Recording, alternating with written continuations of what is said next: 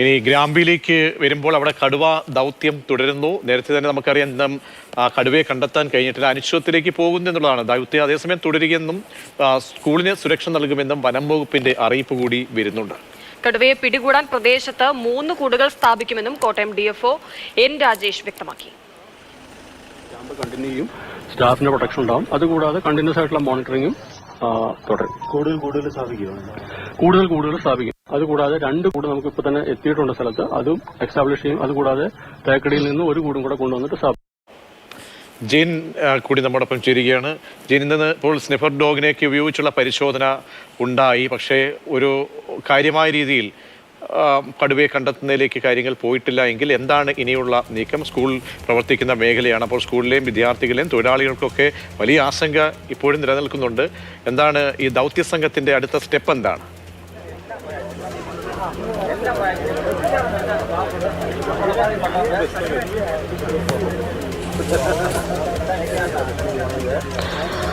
പ്രജീഷ്, ഇന്നത്തെ ദൗത്യം അവസാനിപ്പിച്ചു. ഇന്ന് പകൽ മുഴുവൻ നീണ്ട തെരച്ചിലിനൊടുവിലും ഈ കടുവയെ കണ്ടെത്താൻ കഴിഞ്ഞില്ല. സ്നിഫർ ഡോഗിനെയും അതോടൊപ്പം തന്നെ ഡ്രോണും ഉപയോഗിച്ച് 2 രീതിയിലുള്ള തിരച്ചിലാണ് നടത്തിയത്. പക്ഷേ ഏതാണ്ട് 2 കിലോമീറ്റർ ചുറ്റളവിൽ വനംവകുപ്പ് തിരച്ചിൽ നടത്തിയെന്നാണ് അവർ പറഞ്ഞത്. അവിടെയൊന്നും കടുവ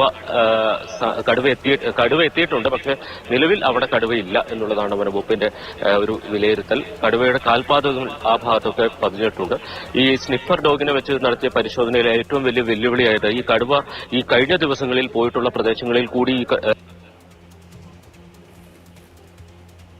ഭാഗത്ത് വനമേഖലയുടെ അതിർത്തിയിലേക്ക് ഈ കടുവ എത്തിയിട്ടുണ്ട് എന്നുള്ളതാണ് ഒരു വിലയിരുത്തൽ. ഒരു പക്ഷേ കാട്ടിലേക്ക് കയറി പോയിരിക്കാനുള്ള ഒരു സാധ്യതയും വനംവകുപ്പ് തള്ളിക്കളയുന്നില്ല. എന്തായാലും നാളെയും ഈ കടുവയ്ക്ക് വേണ്ടിയിട്ടുള്ള തിരച്ചിൽ തുടരും എന്ന് തന്നെയാണ് വനംവകുപ്പ് അറിയിച്ചിരിക്കുന്നത്. ഇതിന് ജനവാസ മേഖലയിൽ കിട്ടിയാൽ അപ്പോൾ തന്നെ മയക്കുവെടിവെക്കുന്നതിനുള്ള സംവിധാനങ്ങളൊക്കെ ഇവിടെ ഒരുക്കിയിട്ടുണ്ട്. അത് ആ സംവിധാനം വരും ദിവസങ്ങളിലും തുടരും. അതോടൊപ്പം തന്നെ ഈ പ്രദേശത്തെ ജനങ്ങൾ ചില ആശങ്കകൾ വനംവകുപ്പ് ഉദ്യോഗസ്ഥർക്ക് മുന്നിൽ പങ്കുവച്ചു. കാരണം രാവിലെ 5 മണിക്കും മറ്റും തോട്ടം തൊഴിലാളികൾ ജോലിക്ക് പോകുന്നതാണ്. സ്വാഭാവികമായും അവർക്ക് അവരുടെ സുരക്ഷയെ കരുതിയ ആശങ്കയുണ്ട്. അപ്പൊ ആ കാര്യത്തിൽ വനംവകുപ്പ് പറഞ്ഞത് അവർക്ക് ഏത് സമയത്തും സുരക്ഷ ഉറപ്പാക്കാൻ വനംവകുപ്പ് ഉദ്യോഗസ്ഥർ ഈ പ്രദേശത്ത് ഉണ്ടാകും എന്നുള്ളതാണ്. നാളെ സ്കൂള് വീണ്ടും തുറക്കുകയാണ്, പരീക്ഷാ കാലമായി. അപ്പൊ കുട്ടികളുടെ സുരക്ഷയുടെ ഗ്രാമ്പി LP സ്കൂൾ ഇതിന് സമീപത്താണ്. അവിടെയും കടുവയെ കണ്ടതായിരുന്നു. അപ്പൊ സ്വാഭാവികമായും ആ സ്കൂളിന്റെ സുരക്ഷയും ഉറപ്പുവരുത്തും എന്നുള്ളതാണ് ഇപ്പോൾ വനംവകുപ്പ് നൽകിയിരിക്കുന്ന ഉറപ്പ്. ആ ഉറപ്പിനെ തുടർന്നാണ് വലിയൊരു പ്രതിഷേധത്തിലേക്ക് പോകാതെ നാട്ടുകാർ സമാധാനപരമായിട്ട് നിൽക്കുന്നത്. അപ്പോഴും ഈ കടുവയെ പിടികൂടാത്തതിൽ ഈ നാട്ടുകാർക്ക് ആശങ്കയുണ്ട്. കാരണം ചെറിയ കുട്ടികളടക്കം ഉണ്ട് ഈ പ്രദേശത്ത്. ലയങ്ങളിൽ താമസിക്കുന്നവരാണ്.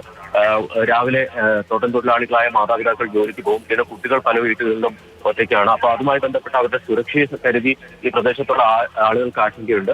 അതാണ് അവർ പങ്കുവെച്ചത്. എന്തായാലും ഇക്കാര്യത്തിൽ ദൗത്യം തുടരും എന്ന് തന്നെയാണ് വനംവകുപ്പിന്റെ ഒരു ഉറപ്പ്. എവിടെ വെച്ച് ഈ കടുവയെ കണ്ടാലും അവിടെ വെച്ച് മയക്കുവെടി വെക്കാനാണ് തീരുമാനം. പക്ഷേ ഇപ്പോൾ കാട്ടിലേക്ക് പങ്കുവെച്ചത്. എന്തായാലും ഇക്കാര്യത്തിൽ ദൗത്യം തുടരും എന്ന് തന്നെയാണ് വനംവകുപ്പിന്റെ ഒരു ഉറപ്പ്. എവിടെ വെച്ച് ഈ കടുവയെ കണ്ടാലും അവിടെ വെച്ച് മയക്കുവെടി വെക്കാനാണ് തീരുമാനം. പക്ഷേ ഇപ്പോൾ കാട്ടിലേക്ക് കയറിപ്പോയിരിക്കാം. പക്ഷെ അത് കാട്ടിൽ തന്നെ നിൽക്കാൻ സാധ്യതയില്ല. കാരണം മുറിവേറ്റ കടുവയാണ്. വേട്ടയാടി ഇര തേടാൻ കഴിയാത്ത അവസ്ഥയുണ്ട്. അപ്പോൾ സ്വാഭാവികമായും പെട്ടെന്ന് എളുപ്പത്തിൽ ഇര ലഭിക്കുന്ന ജനവാസ മേഖലയിലേക്ക് എത്താൻ തന്നെയാണ് സാധ്യത.